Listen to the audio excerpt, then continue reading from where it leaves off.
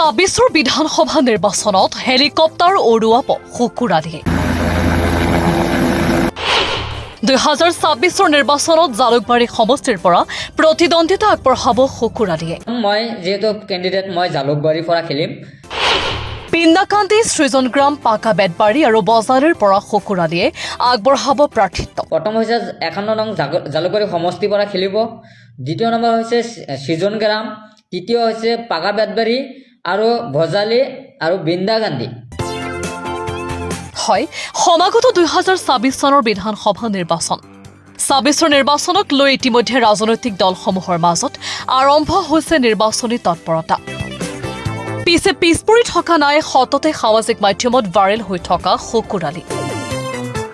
এবাৰ ডাঙৰ ঘোষণা কৰিলে ভাইৰেল শুকুৰে। বিন্দাকান্দি সমষ্টিত নিৰ্বাচন খেলাৰ মন ভাইৰেল শুকুৰৰ। কেৱল বিন্দাকান্দিতেই নহয়, সৃজনগ্ৰাম পাকা বেতবাৰী আৰু বজালীতো শুকুৰালী আগবঢ়াব প্ৰাৰ্থিত্ব। জালুকবাৰী সমষ্টিৰ পৰা প্ৰতিদ্বন্দ্বিতা আগবঢ়াব শুকুৰালীয়ে।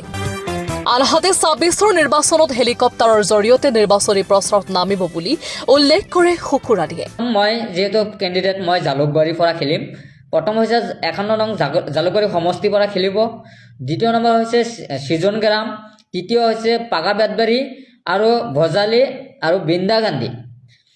এই কেইটা সমষ্টি, এই ৫টা সমষ্টি কেইটাত ইতিমধ্যে আমি প্ৰাৰ্থী ৰেডি কৰিছে। এইবাৰ নিৰ্বাচন আপোনালোকে দেখা পাব, চুকুৱালী হেলিকপ্টাৰলৈ কেম্পেইন কৰিব। মাত্ৰ আমি ৫ লাখ টকাকৈ পাৰ ডে ভাড়া, সেইকাৰণে আমি ২ দিনৰ কাৰণে ১০ লাখ টকা দি আমি ভাড়া কৰিছোঁ, 2 দিনৰ কাৰণে ৰাখিছোঁ। আমি বজালীত নমাম, বিভিন্ন ঠাইতে যাম আৰু আমাৰ খানাপাৰাতে থাকিব হেলিকপ্টাৰবিলাক, আপোনালোকে নিশ্চয় জানে। আৰু আমি গুৱাহাটীৰ পৰাই আমি এই সমষ্টিকেইটা ঘূৰিম। পাৰিলে আৰু কেইটা সমষ্টিত আমি প্ৰাৰ্থী দিবলৈ বা আমি ইতিমধ্যে যা চলাই আছোঁ। নিউজ ডেস্ক, ই নিউজ প্লাছ।